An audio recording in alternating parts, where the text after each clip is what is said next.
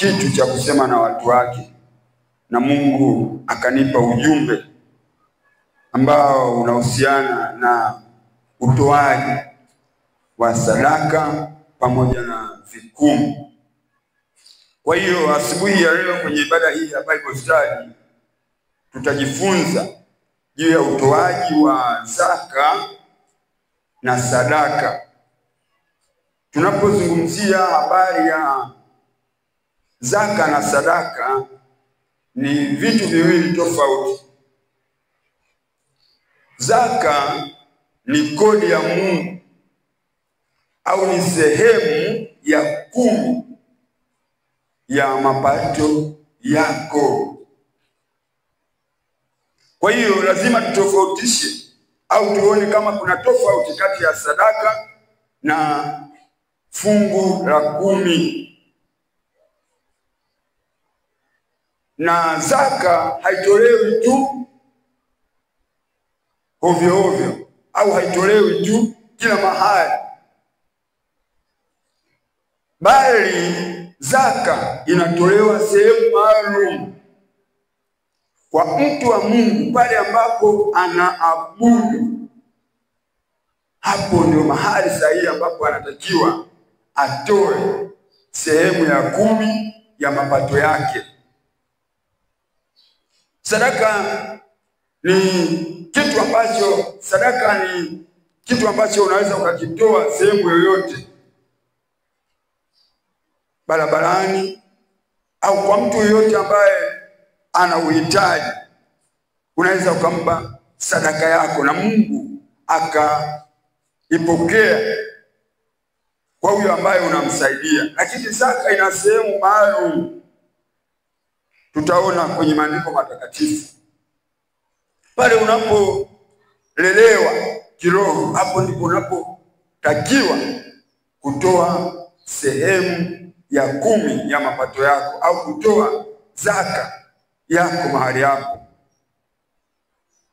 Ndio maana nikatangulia kusema kuwa sadaka na zaka ni vitu viwili tofauti. Lazima utofautishe mtu wa Mungu.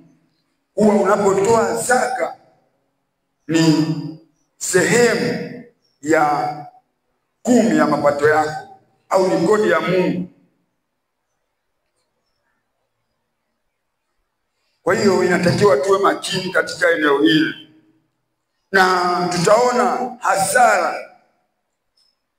ya mtu ambaye sio mwaminifu katika sehemu ya kutolea Mungu, sehemu ile ya 10. Kuna hasara ambayo mtu wa Mungu anaipata,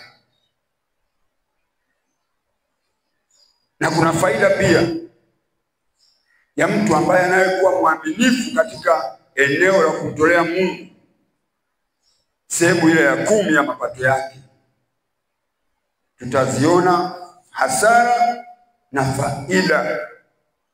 Moja kwa moja tutaanzia kitabu kile cha Malaki. Leo tutasoma sana kitabu cha Malaki ambacho kimezungumzia sana habari ya zaka.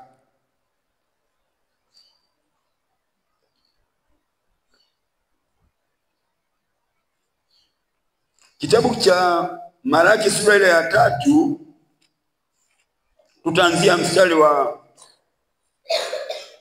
8 na ule wa 9. Neno la Mungu linasema hivi, mstari wa 8 sura kitabu kile cha Malaki sura ya 3 mstari wa 8. Neno la Mungu linasema hivi, tutasoma katika jina la Bwana. Je, mwanadamu atamwibia Mungu? Lakini ninyi mnaniibia mimi. Yaani hili ni swali ambalo Mungu anatuuliza sisi wanadamu, kwa je, mwanadamu atamwibia Mungu? Biblia yake anasema lakini ninyi mnaniibia mimi. Mungu sasa anajibu, anasema sisi tunamwibia yeye. Anaendelea anasema lakini ninyi mwasema tumekuibia kwa namna gani? Yaani Mungu anatuambia sisi tunamwibia, alafu sisi wanadamu sasa tunamuuliza Mungu swali tena, kwa Mungu wewe unatuambia sisi tunakuibia. Tunakuibia kwa namna gani? Anaendelea. Anasema mmeniibia zaka na dhabihu. Mungu anaendelea kujibu. Anasema mnaniibia zaka na dhabihu. Kwa hiyo pale ambapo hatutakuwa waaminifu katika eneo la kumtolea Mungu fungu la 10, mbele za Mungu sisi tunaonekana ni wakina nani? Ni wezi. Tunaonekana ni wezi mbele za Mungu. Na kama sisi ni wezi mbele za Mungu, kuna hasara ambayo tutaipata mbele za huyo Mungu wetu. Kwa hiyo Mungu anauliza kuwa je, mwanadamu atamwibia Mungu? Mwanadamu tena huyo anamuuliza Mungu, wewe unatuambia sisi tunakuibia. Tunakuibia kwa namna gani? Mungu anatujibu, anasema tunamwibia zaka na dhabihu. Kwa hiyo inatakiwa tuwe makini sana. Na sehemu ya 10 ya Mungu ni sehemu ndogo sana ya mapato yetu sisi kama watoto wa Mungu. Hivi mtu umepata 10,000, sehemu ya Mungu ni shilingi 1,000, lakini watu bado tunaiona hiyo 1,000 pia ni nini? Ni nyingi kumpa Mungu, pasipo kujua kuwa huyo ambaye amekupa hiyo 10,000 ndiye kila kitu. Wala yeye ana shida na hela yako, tena amekupa kwa ajili ya faida yako wewe mwenyewe.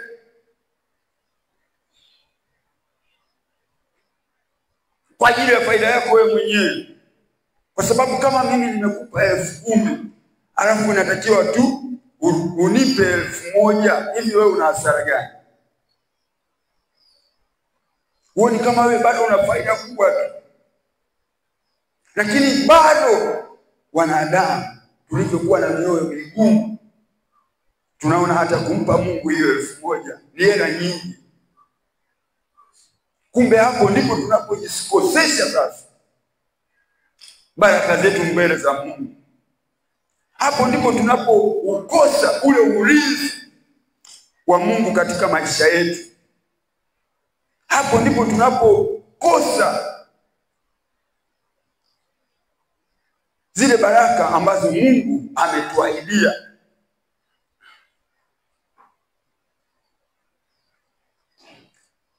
Kwa hiyo tuwe makini sana watu wa Mungu katika eneo hili. Tutasoma maandiko mengi sana. Ndio maana nikatangulia kusema kuwa kuna faida na hasara ya mtu wa Mungu asiyekuwa mwaminifu katika eneo la kumtolea Mungu fungu la 10.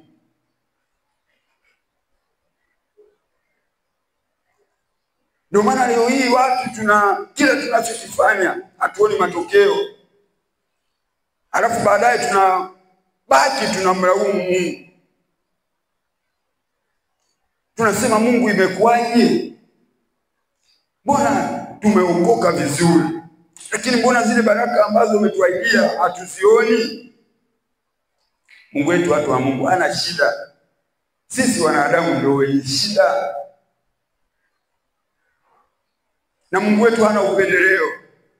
Mbona hao wenzetu tunaosoma habari zao humu, waliokuwa wanatembea katika sheria za Mungu, waliokuwa wanatembea katika kanuni za Mungu, waliokuwa wanatembea katika maagizo ya Mungu, mbona Mungu alionekana kwao?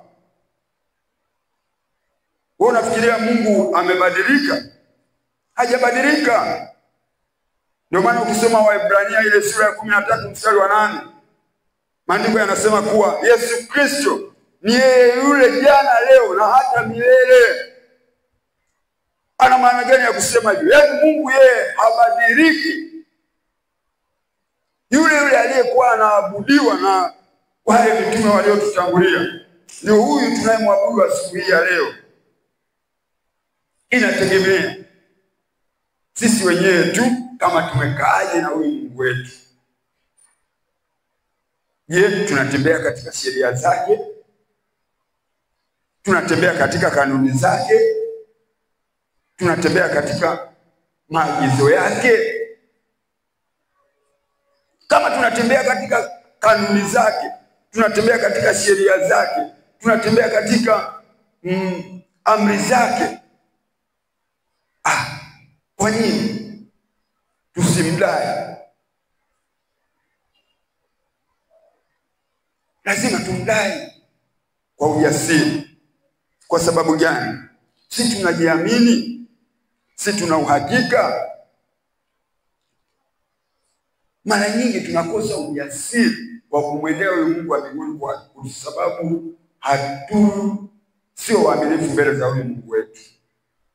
Lakini kama tutakuwa waaminifu mbele za Mungu, hakika Mungu wetu jamani hana upendeleo.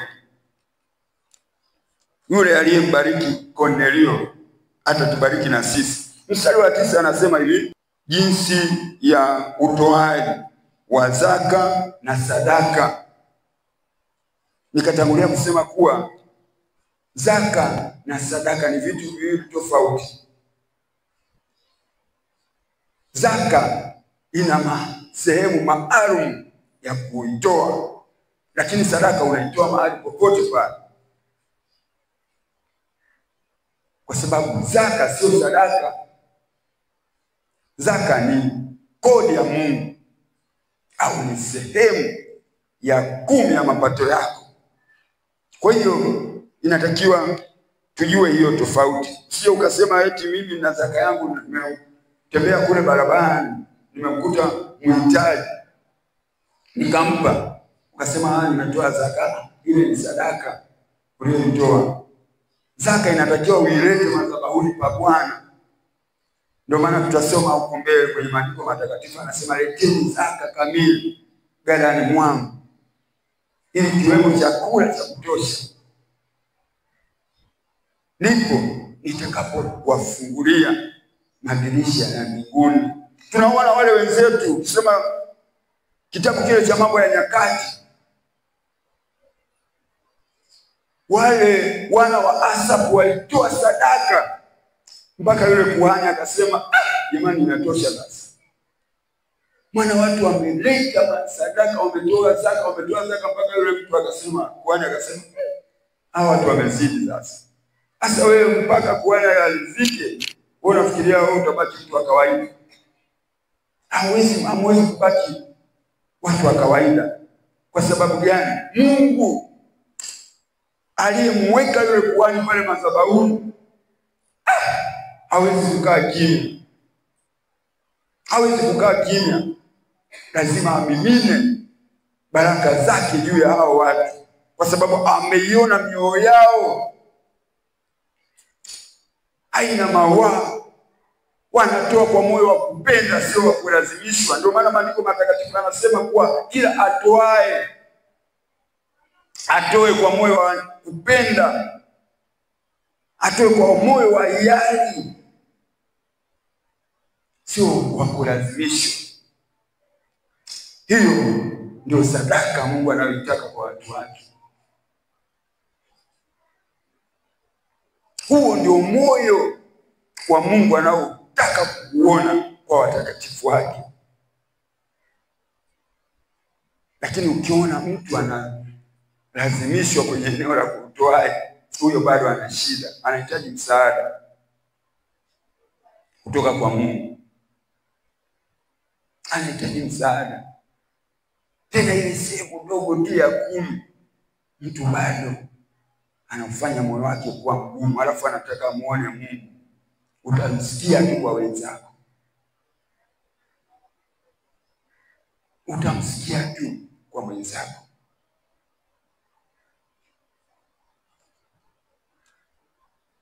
Kwa hiyo tunapozungumzia habari ya zaka, ni sehemu muhimu sana. Sasa tuangalie hasara ya mtu ambaye sio mwaminifu katika eneo lile la kumtolea Mungu sehemu ile ya 10. Ukisoma hii Malaki sura hii ya 9, sura hii ya 3 mstari wa 9, unakuja kuona hasara ya mtu ambaye sio mwaminifu katika eneo la kumtolea Mungu sehemu ya 10, au kutokuwa mwaminifu katika eneo la kutoa zaka mbele za Mungu. Mstari wa 9 anasema hivi: ninyi mmelaaniwa kwa laana, maana mnaniibia mimi na taifa hili lote. Hasara ya mtu ambaye sio mwaminifu katika eneo la kumtolea Mungu zaka au sehemu ya 10 ya mapato yake, anaingia kwenye laana. Hili neno sio la kawaida. Laana sio kitu kizuri, ni kitu kibaya sana. Mungu atusaidie sana. Leo hii wapo watu wana vifungo katika maisha yao kwa sababu tu ya kutokutoa kwa uaminifu sehemu ya 10 ya Mungu. Sio mpango wa Mungu mtu wa Mungu eti akae na vifungo miaka nenda katika maisha yake. Hiyo ni laana.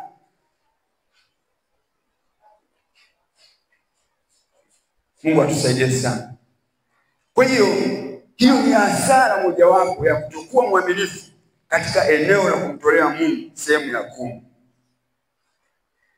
Unakuwa na laana.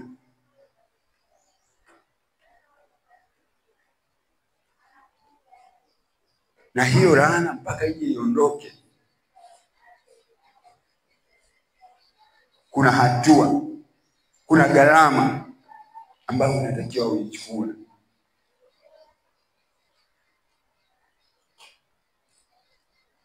Juu ya utoaji wa zaka na sadaka. Zipo sadaka nyingi tu, lakini leo mimi nitazungumzia aina 2 za sadaka. Aina ya kwanza nimeanza kuzungumzia zaka au sehemu ya 10 ya mapato yako. Sehemu ya 2 nitamalizia na kitu kinachoitwa sadaka. Nimetangulia kusema kuwa sadaka na fungu la 10 ni vitu viwili tofauti.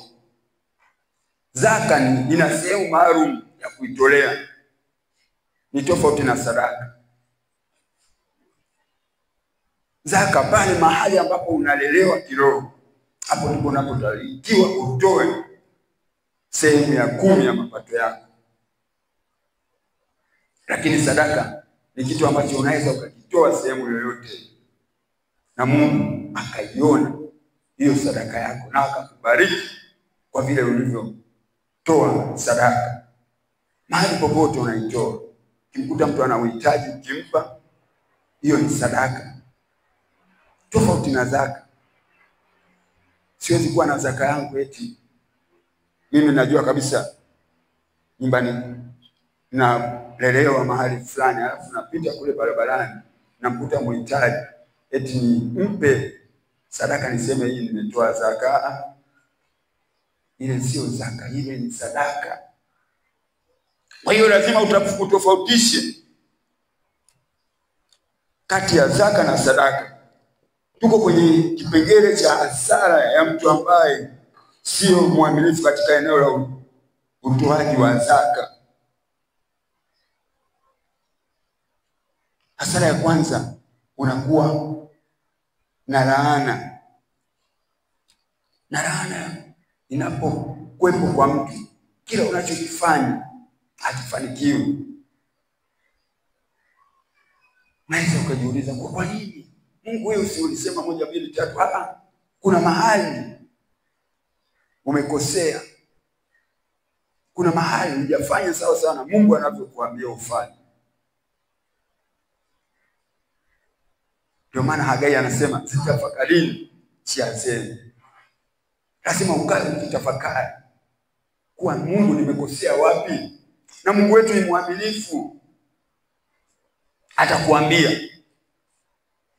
Mimi mwenyewe ni shahidi, kipindi hicho nilipokuwa mchanga kiroho, nilikuwa na mimi nilikuwa sio mwaminifu katika eneo la kumtolea Mungu zaka.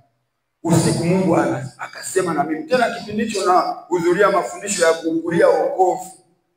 Yule mwalimu kipindi hicho nilikuwa na muamini sana, kwa sababu Mungu amesema na mimi usiku kwa njia ya njozi kuwa unaniibia zaka na dhabihu.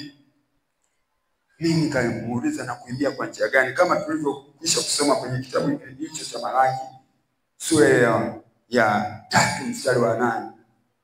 Mungu anatuuliza, je, mwanadamu atamwibia Mungu? Mwanadamu anamjibu Mungu, na kuibia kwa namna gani? Na mimi nilimuuliza Mungu kipindi hicho wakati bado ni mchanga. Akaniambia unaniibia zaka na dhabihu. Tangu siku hiyo nikabadilika. Kwanza nilipokuja yule mwalimu, mafundisho ya kukulia wokovu ni tofauti na mafundisho haya ya utoaji. Lakini siku hiyo mwalimu ameandaa ujumbe unaohusiana na mafundisho ya kukulia wokovu. Tumekuja, anashangaa, Mungu anamwambia ujumbe huu uache, zungumza ujumbe huu. Akampa ujumbe ule wa utoaji ili tu apate kuniponya mimi. Alipomaliza nikamwambia mtumishi, huu ujumbe wakati anatuhadisia sasa, mimi nilikuwa nimeandaa ujumbe, Mungu amebadilisha, ameniambia nizungumze. Nikamwambia mtumishi, huu ujumbe umekuja kwa ajili yangu mimi. Usiku wa manane Mungu alisema 1, 2, 3 na mimi. Basi pale Mungu akafanyaje? Akanisaidia, akaniponya kwenye eneo hilo. Hivyo ndivyo Mungu anavyofanya njia zake kwetu sisi wanadamu ili tupate kupona. Kwa hiyo mwingine anapoona ujumbe unafundishwa kanisani, anauelekeza kwa mwenzake, anasema ule ni wa mtu fulani. Badala kwanza kuchunguza maisha yake yeye mwenyewe nafsini mwake, yeye anamsumia mwenzake. Wewe kama haukuhusu, wewe kaa kimya. Kuna mwenzako ambaye ameletewa huo ujumbe kwa ajili ya kusaidiwa kwenye eneo hilo.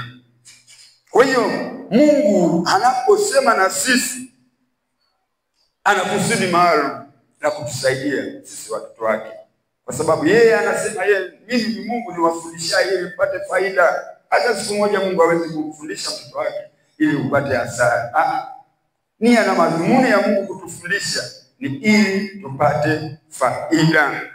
Kwa hiyo tuko kwenye hasara ya mtu ambaye sio mwaminifu katika eneo la kumtolea Mungu sehemu ya 10 au kumtolea zaka. Mtu huyo, hasara ya kwanza, anaingia kwenye laana. Tumesoma kwenye Malaki sura ya 3 mstari wa 9. Neno la Mungu linasema hivi, ninyi mmelaaniwa kwa laana, maana mnaniibia mimi na taifa hili lote. Sasa huu mstari wa 10b, acha kwanza tu some mahali pengine. Malaki hiyo 2 mstari wa kwanza na kuendelea. Hebu acha tusome hii sura ya 2 kwanza. Malaki sura ya 2 mstari wa kwanza na kuendelea. Nasema hivi, na sasa enyi makuhani, amri hii yawahusu ninyi.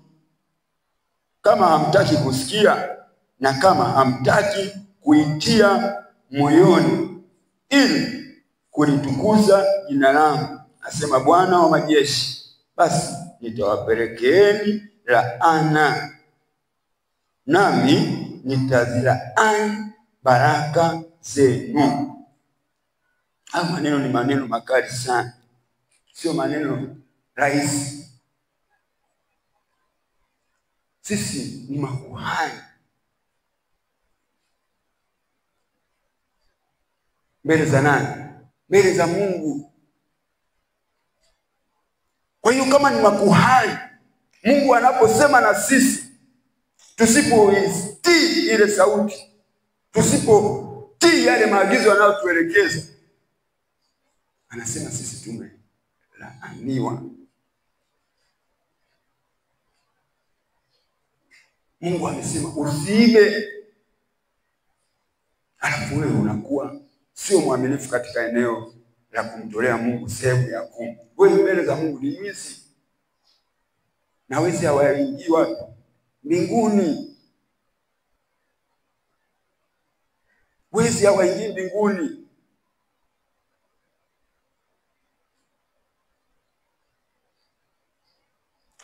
Mungu atusaidie sana. Unajua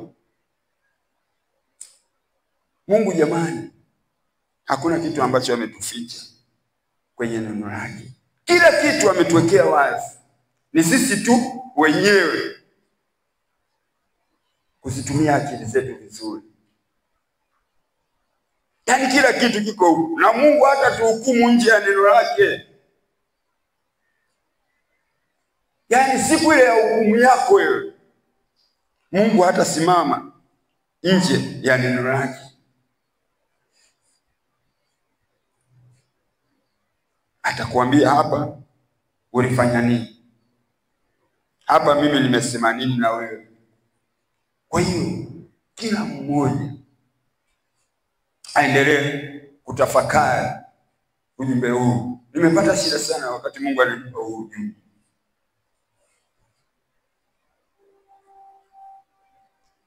Lakini Mungu anaposema na sisi juu ya kitu fulani, ujue anataka atutoe kwenye eneo fulani, atuingize kwenye eneo lingine.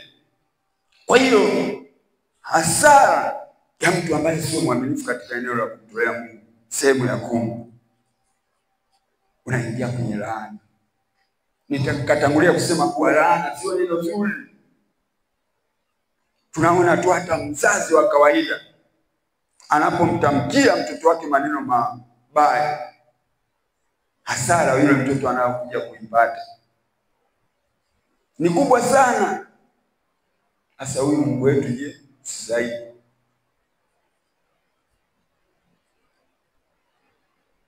Ndio maana nikatangulia kusema kuwa Mungu anataka sisi atubariki.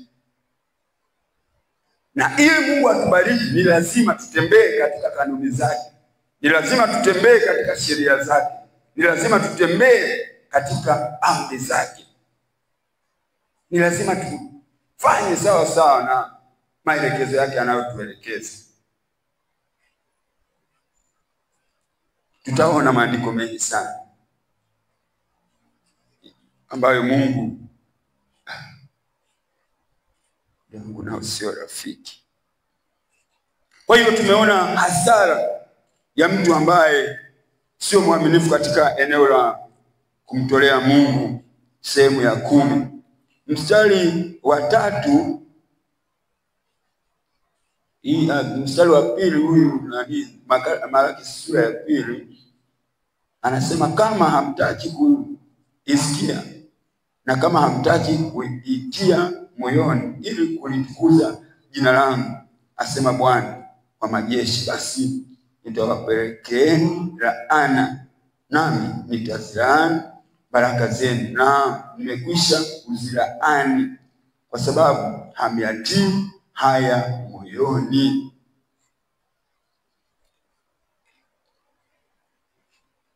Nikatangulia kusema kuwa mtu unaweza ukawa unafanya kila kitu, lakini Mungu humuoni kwenye hicho unachokifanya.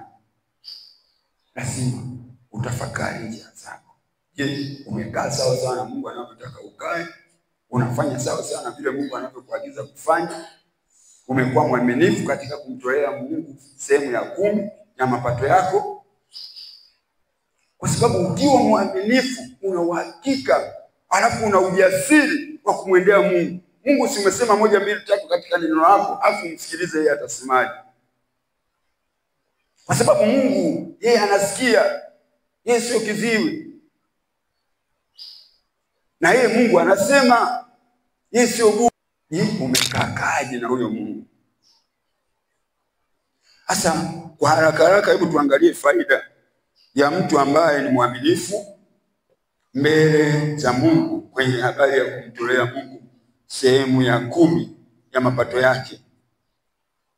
Hiyo Malaki sura ya 3 ambayo anasema hivi, leteni zaka kamili ghalani, ili kiwemo chakula katika nyumba yangu, mkanijaribu kwa njia hiyo, asema Bwana wa majeshi, mjue kama sitawafungulia madirisha ya mbinguni na kuwamwagieni baraka, hata isiwepo nafasi ya kutosha au la.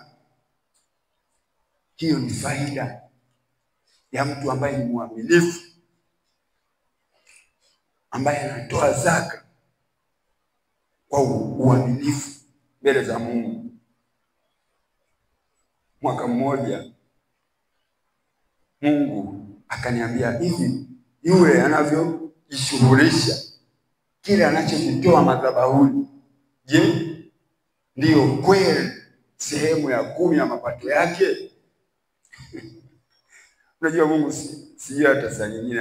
Yaani tena siku hiyo mimi sio kama ndio nimepangwa kufundisha. Bali Mungu tu amenionyesha kuwa huyu kipindi hicho huyo mtu tulikuwa naye hapa kanisani. Akasema yule hivi kila anachokitoa madhabahuni, anachoposema kwa anapoonekana mbele ya watu kwa anatoa fungu la 10, je, kweli ndicho anachokitoa ndicho ndio mapato ya ndio sehemu ya 10 ya mapato yake? Nikamwambia Mungu, wewe unajua. Kwa Mungu jamani hakuna siri. Yaani kwa Mungu hakuna siri, asikwambie mtu chochote unachokifanya. Ndio maana Daudi anasema, Bwana nijifiche wapi nijiepushe na uso wako? Nikiwa juu ya dari wewe upo, nikiwa chini ya mvungu wa kitanda changu wewe upo. Popote pale unapokuwepo mtu wa Mungu, Mungu yupo. Lakini leo hii tuna watu kanisani, ili mradi mzee wa kanisa amuoni, ili mradi mchungaji amuoni, ili mradi shemasi amuoni, anafanya anavyotaka. Hivi wewe unamuogopa mwanadamu mwenzako? Huyo mwanadamu naye muogopa, ana mbingu ya kukuweka wewe? Yaani mtu anayestahili kuogopewa ni Mungu peke yake. Lakini leo hii tuna watu wanamuogopa mwanadamu mwenzake. Kumtenda Mungu dhambi yeye kwake haoni kama ni shida. Hasa mtu kama huyu ana hasara. Alafu unakuwepo imani mwa Bwana, wewe unajisi kanisa la Bwana. Wewe ndio unakuwa kikwazo cha kazi ya Mungu, kwa sababu tunakuona kama na wewe ni mwenzetu, kumbe wewe ndio adui wa kazi ya Mungu. Mungu atusaidie sana. Kwa hiyo watu wa Mungu tuwe makini sana.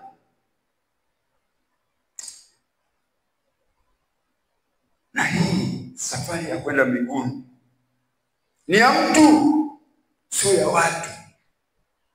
Mungu anamtafuta mtu, atafuti watu. Kwani ni watu wangapi ambao Mungu amewaacha kule nje akakuita wewe? Tena maandiko matakatifu yanasema amewaacha wale wenye hekima ya dunia hii, akatuchagua mimi na wewe, ambaye katika dunia hii tunaonekana sijui kama ni kituko gani, lakini mbele za Mungu sisi ni watu wa thamani sana. Wewe ni wa thamani mbele za Mungu, ni kwa sababu tu bado hujajitambua. Lakini ukijitambua utatembea kifua mbele, kwa sababu huyo aliyoko ndani mwako ni mkuu kupita wakuu wote wa dunia hii.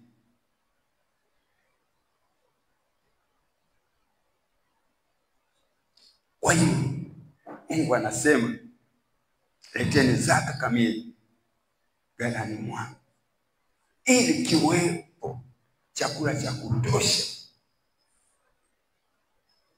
kama sitawafungulia madirisha ya mbinguni na kuwamwagieni baraka. Hebu angalia hiyo faida utakayoipata kama utakuwa mwaminifu tu kwenye hii sehemu ndogo ya kumtolea Mungu. sehemu ya 10 ya mapato yako. Mwaka mmoja nikapewa nafasi ya kufundisha tena kwenye ibada ya Bible study. Miaka hiyo bado ni mchanga. Mungu akanipa tena ujumbe wa utoaji. Siku hiyo alihudhuria mshirika huyu mmoja tu. Yule mtumishi, wakati nimefundisha namaliza, anasema, mtumishi, niombee, ujumbe huu umekuja kwa ajili yangu. Mimi nilikuwa mwaminifu katika eneo la utoaji wa fungu la 10, lakini nikatoa nikaona hamna matokeo yoyote. Baadaye nikasema siwezi kutoa tena sehemu ya 10. Aliponiambia vile, nikamwambia tena, mimi sikuombee. Omba toba mbele za Mungu wako. Tutaomba wote. Wewe omba toba na mimi nitakuombea toba mbele za Mungu wako, kwa sababu umefanya ujinga mbele za Mungu. Wewe unatoa ili Mungu akubariki, hiyo ni kazi yako. Hicho ulichokitoa wewe ulikipata kwa nguvu zako wewe. Sasa huo ni utashi ambao sisi wanadamu tunao katika akili zetu. Mungu anasema, mimi ni Mungu, nikupae nini? Nikupae nguvu za kupata utajiri. Alafu eti kwa sababu Mungu hajakufanyia yale unayoyataka, siku zote unamtolea.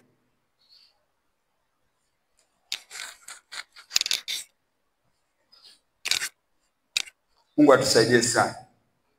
Kwa hiyo wapo watu leo hii tunao kanisani, kwa sababu Mungu hawajawafanyia yale ambao wanayataka, unaenda haraka sana. Ukisoma Misali sura ile ya 3 mstari wa 9, hebu tusome mara moja ili tuangalie kipengele cha mwisho kinachohusiana na sadaka.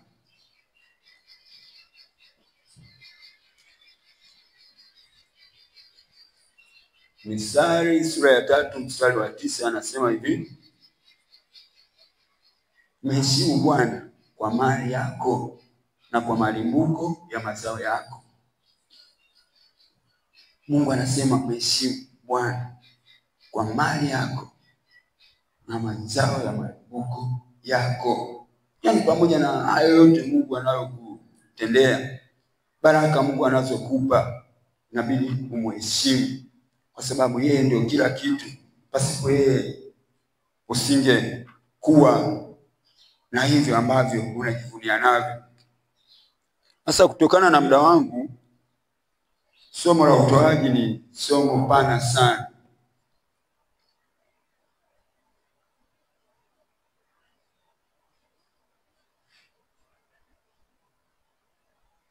Faida nyingine pia ya mtu unapokuwa mwaminifu katika eneo la kumtolea Mungu sehemu ya 10, Mungu anakuwekea ulinzi katika familia yako, katika kazi ya mikono yako. Anaweka ulinzi ili kule yule mharibu asije akapata nafasi.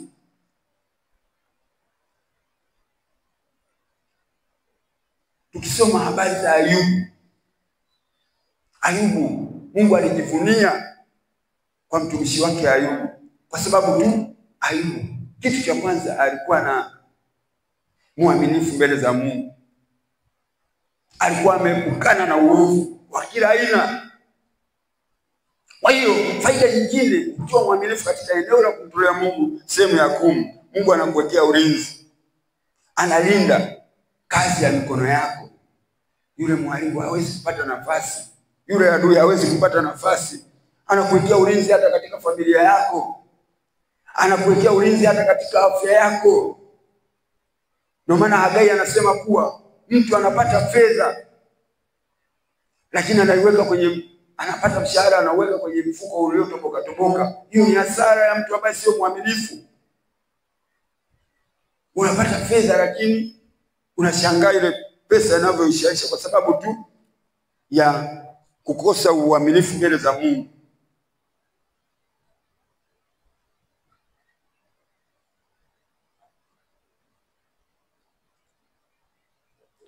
Na ukiwa mwaminifu mbele za Mungu, Mungu anazidi kukufungulia madirisha ya mbinguni.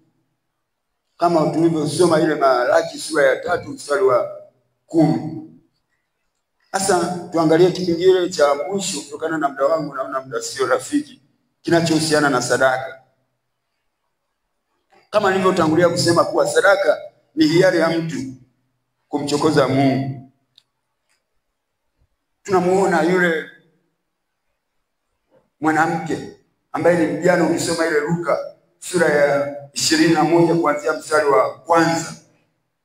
Kwenye ile ibada ambayo Bwana Yesu mwenyewe alikuwepo, walikuwepo matajiri, waliweka sadaka nyingi sana kwenye kikapu kile cha sadaka. Kumbe Bwana Yesu alikuwa anachungulia. Yule mama mjane alikuwa na senti 2, lakini kwenye ile ibada akaonekana yeye ndiye aliyetoa sadaka nyingi kuliko wale matajiri wote waliokuwepo kwenye ile ibada. Ni kwa sababu gani? Yule mjane ile senti 2 ndio aliyokuwa nayo katika mikono yake. Wale matajiri walitoa zaidi ya vile walivyokuwa navyo. Kwa hiyo kwenye sadaka inategemea. Mimi nina 10,000 mfukoni, nikitoa 2,000 mbele za Mungu iwe sadaka, halafu wewe una 2,000 mfukoni ukatoa 1,000, wewe mbele za Mungu unaonekana wewe umetoa zaidi ya mimi, kwa sababu ulikuwa na 2,000 ukatoa 1,000. Mimi nilikuwa na 10,000 nikatoa 2,000. Mbele za Mungu wewe unaonekana umetoa sadaka nyingi, umeugusa moyo wa Mungu, na Mungu hawezi kukuacha hivyo, lazima akubariki. Sasa hiyo Luka hatutasoma, utasoma kwa wakati wako kifika nyumbani. Tukiangalia tena kwenye Kumbukumbu sura ya 28, ukisoma kuanzia ule mstari wa 1 na kwenda mpaka mstari wa 14, unakutana na baraka kama utatii maagizo ya Bwana Mungu wako. Kuna baraka nyingi ambazo Mungu ametuahidia pale, nyingi sana. Tena nasema baraka hizi zitatufuata. Acha tusome kidogo. Kumbukumbu 28, tutasoma mistari michache. Anasema, itakuwa utakaposikia sauti ya Bwana Mungu wako kwa bidii kutunza kuyafanya maagizo yako yote, maagizo yake yote ni kuagizayo leo, ndipo Bwana Mungu wako atakapokutukuza juu ya mataifa yote ya duniani, na baraka hizi zote zitakujilia na kukupata usikiapo sauti ya Bwana Mungu wako. Utabarikiwa mjini, utabarikiwa na mashambani, utabarikiwa uzao wa tumbo lako na uzao wa nchi yako na uzao wa wanyama wako wa mifugo, maongeo ya ng'ombe wako na wadogo wa kondoo zako. Litabarikiwa kapu lako na chombo chako cha kukandia unga. Utabarikiwa uingiapo, utabarikiwa na utokapo. Bwana atawafanya adui zako wainukao juu yako kupigwa mbele yako. Watakutokea kwa njia moja, lakini watakimbia mbele yako kwa njia 7. Bwana ataiamuru baraka ije juu yako katika ghala zako na mambo yote utakayotia mkono wako, naye atakubarikia katika nchi akupayo Bwana Mungu wako. Bwana atakuweka uwe taifa takatifu kwake, kama alivyowapia, utakaposhika maagizo ya Bwana Mungu wako na kutembea katika njia zake. Na mataifa yote ya duniani watakuona umeitwa kwa jina la Bwana, nao watakuwa na hofu kwako. Bwana atakufanya uwe na wingi wa uheri katika uzao wa tumbo lako na uzao wa wanyama wako wa mifugo na uzao wa nchi yako, katika nchi Bwana aliyowapia baba zako kwamba atakupa.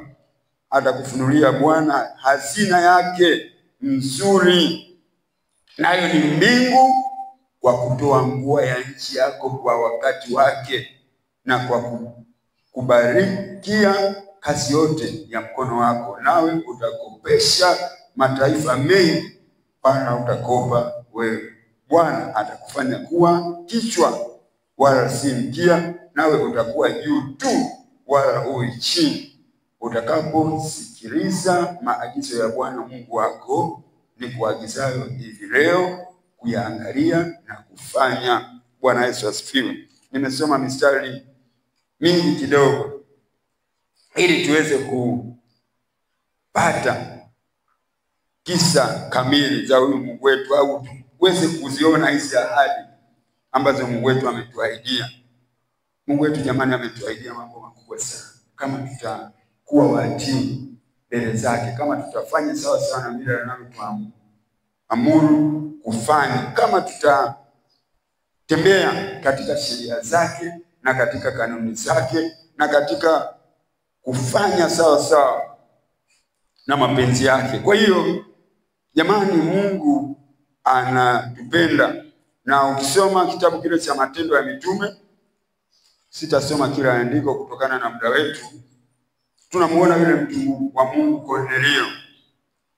Yeye alikuwa mchi Mungu, lakini maandiko matakatifu alikuwa anasema kuwa alikuwa akiwapa watu sadaka nyingi. Nimetangulia kusema kuwa kwa wale ambao wamechelewa, tunajifunza vitu viwili juu ya utoaji. Tumeanza na kumtolea Mungu sehemu ya 10 au fungu la 10 na sadaka. Nikasema kuwa sadaka unaweza ukaitoa mahali popote pale, lakini sehemu ya fungu la 10 lazima uilete ghalani mwa Bwana, kama tulivyosoma maandiko matakatifu kwenye kitabu kile cha Malaki. Kwa hiyo zaka sio sadaka ya kutoa kila mahali. Zaka ni kodi ya Mungu. Ndio maana hata taifa, unapoona taifa haliwezi kuwa na maendeleo kama wananchi wake hawalipi kodi. Kwa hiyo haya mataifa unaoyaona wameiga kutoka kwa nani? Kwa Mungu wetu wa mbinguni. Kwa hiyo wewe unapotoa zaka madhabahuni pa Bwana, wewe umetoa kodi kwenye ufalme ule wa mbinguni. Kwa hiyo Mungu atusaidie sana. Na tumeona hasara ya mtu ambaye sio mwaminifu katika eneo la kumtolea Mungu sehemu ya 10 ya mapato yake. Kwanza unaingia kwenye laana. Laana nikasema sio kitu kizuri. Hata mwanadamu tu anapomtamkia mzazi au mzazi anapomtamkia mtoto wake neno hilo, yule mtoto hawezi kubaki salama. Kwa hiyo hebu tuangalie maandiko mawili ya mwisho. Wakorintho wa 2 sura ile ya 9, tuko kwenye kipengele cha mwisho cha sadaka. Tufungue kitabu kile cha Wakorintho wa 2 sura ile ya 9 mstari wa 6. Sadaka ni ufunguo wa maisha yetu. Wakorintho wa 2 sura ya 9 mstari wa 6 anasema hivi: lakini nasema neno hili, apandaye haba atavuna haba, apandaye kwa ukarimu atavuna kwa ukarimu. Kila mtu na atende kama alivyokusudia moyoni mwake, si kwa huzuni wala si kwa lazima, maana Mungu humpenda yeye atoae kwa moyo wa ukunjufu, na Mungu aweza kuwajaza kila neema kwa wingi, ili ninyi mkiwa na riziki za kila namna siku zote mpate kuzidi sana katika kila tendo jema. Bwana Yesu asifiwe. Bwana asifiwe. Hizo ndio baraka Anasema apandaye haba atavuna haba, apandaye kwa ukarimu atavuna kwa ukarimu. Sadaka ni mbegu. Sadaka ni mbegu. Unapoona mkulima anaenda shambani, anapopandikiza zile mbegu pale shambani, anatarajia kupata zaidi ya ile mbegu aliyoiweka pale shambani. Kwa hiyo unapotoa sadaka, ile ni mbegu, tarajia kuvuna zaidi ya ile uliyoipanda. Na kwa wale ambao nimeanza nao nikasema kuwa sadaka unaweza ukaitoa mahali popote pale. Unafika kule barabarani, unamkuta muhitaji, unajisikia ndani mwako kumsaidia. Unapomsaidia, ile ni sadaka yako mbele za Mungu, na Mungu anaiona, na Mungu hata kuacha kama ulivyo, atakubariki kupitia ile sadaka uliyompatia yule muhitaji.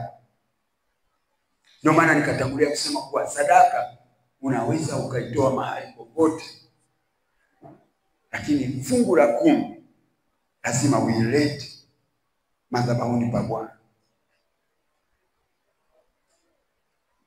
Tumesoma Malaki sura ya 3 mstari wa 10, anasema leteni zaka kamili ghalani mwangu. Ghalani mwa Mungu hapa kwenye hema yake. Kwa hiyo Mungu anasema apandaye haba atavuna haba, apandaye kwa ukarimu atavuna kwa ukarimu. Sadaka ndio inayomchokoza Mungu. Unapotoa sadaka, Mungu anauona moyo wako. Nimetangulia kusema kutoa mfano wa yule mwanamke mjane kwenye Injili ya Luka sura ile ya 21 mstari wa 1 hadi wa 4. Enzi za Bwana Yesu alipokuwepo hapa duniani, kwenye ile ibada walikuwepo matajiri ambao waliweka maraki kwa maraki kwenye kile kikapu. Lakini maandiko matakatifu yanasema wale walitoa zaidi. Bali yule mwanamke mjane ambaye alikuwa na senti 2 akaona, mimi ni nani?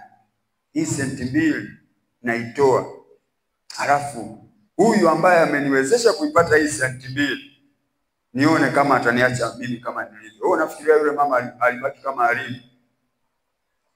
Inawezekana pale ametoka pale, Mungu amemfungulia milango mpaka yeye mwenyewe ameshangaa. Unajua sisi tunahangaika sana kwa sababu mara nyingi tunatumia akili zetu sisi wenyewe. Hatumpi Mungu nafasi. Lakini asubuhi ya leo, hebu mpe Mungu nafasi katika kila jambo unalolifanya. Mungu lazima afanye kitu kwa ajili yako.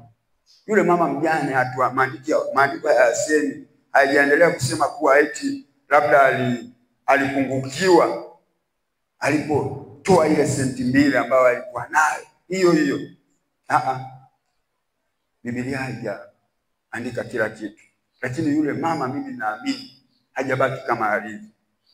Lazima ametoka pale, Mungu amembariki zaidi ya kila alichokitoa, kwa sababu alipanda kwa ukarimu, alitoa kwa ukarimu. Kwa hiyo tunapozungumzia habari ya sadaka, tunajitengenezea mafanikio yetu mbele za Mungu. Tunamfanya Mungu aachilie zile baraka zetu, kama alivyokutangulia kusema kutoka kwenye kitabu kile cha Kumbukumbu la Torati sura ya 28 tuliyosoma. Hasa andiko letu la mwisho, tufungue Mithali sura ya 3 mstari wa 10. Mithali 19 mstari wa 17. Muda wangu naona unaniacha. Mithali 19 mstari wa 17.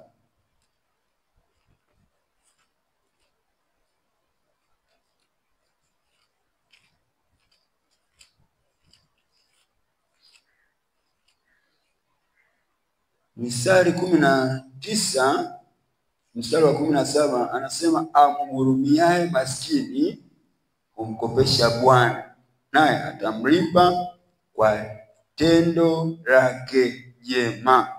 Bwana Yesu asifiwe. Ndio maana nikatangulia kuwa sadaka ni kitu ambacho unaweza ukakitoa sehemu yoyote.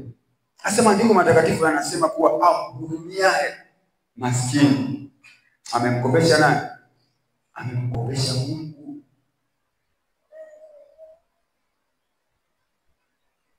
Nikatangulia kusema kuwa unapotembea barabarani, unapomkuta mtu ana uhitaji, unapompa sadaka yako, pale umemkopesha Mungu, na Mungu anauona moyo wako. Mungu atakubariki kama alivyokwisha kusema katika neno lake, kupitia tu ile sadaka uliyompa yule maskini. Bwana Yesu asifiwe. Kwa hiyo sadaka ni ufunguo wa maisha yetu. Tunamuona baba yetu wa imani Ibrahim. Kisoma kitabu kile cha Mwanzo sura ya 22. Ibrahim alikuwa na uhitaji wa mtoto. Mungu akaja kumpa Ibrahim mtoto kwenye uzee wake. Halafu baadaye Mungu tena akaja kumjaribu Ibrahim juu ya huyu mtoto wake, ili auone tu moyo wa Ibrahim, ili aipime imani aliyokuwa nao Ibrahim. Akamwambia, naomba unitolee huyo mwanao wa pekee Isaka awe sadaka ya kuteketeza. Unajua bwana, ukimjua Mungu wala huna wasiwasi. Yaani chochote Mungu atakachokuambia utafanya, kwa sababu unajua yeye ndio kila kitu. Ndivyo ilivyotokea kwa Ibrahim. Kisoma kile kitabu mistari nao ya chini kule, Ibrahim alivyochukua hatua ya kumtoa yule mwanae, maandiko matakatifu yanasema Mungu aliapa. Mungu aliapa juu ya mtumishi wake Ibrahim. Akamwambia, Ibrahim, Ibrahim, ili mradi huku nizuilia mwanao wa pekee, hakika katika kukubariki nitafanyaje? Nitakubariki.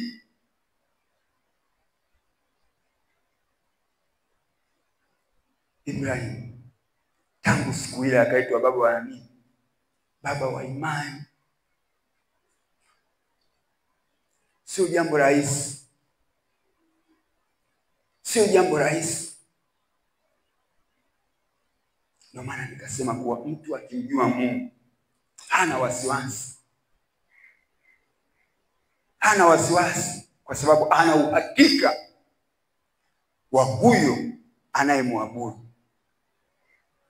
Ibrahim kama imani yake ingekuwa sio ya kawaida, asingethubutu kutii ile sauti. Angesema hii sauti, au kama asingejua sauti ya baba yake au sauti ya Mungu wake, angesema labda hii sauti ni ya yule adui.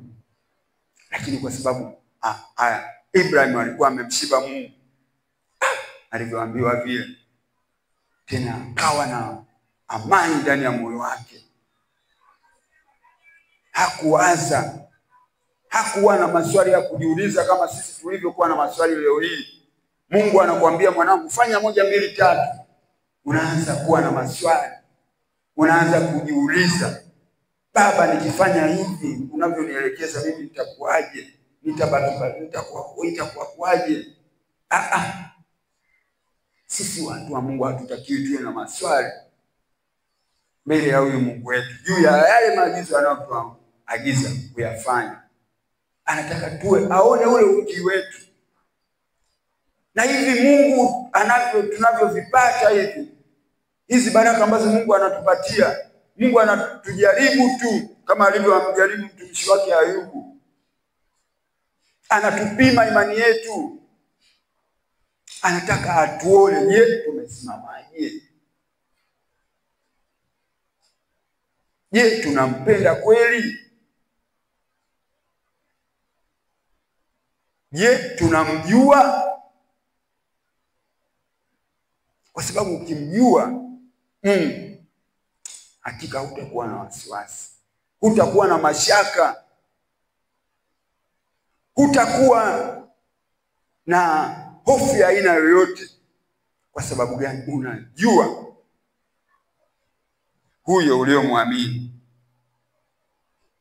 Bwana Yesu asifiwe. Bwana asifiwe.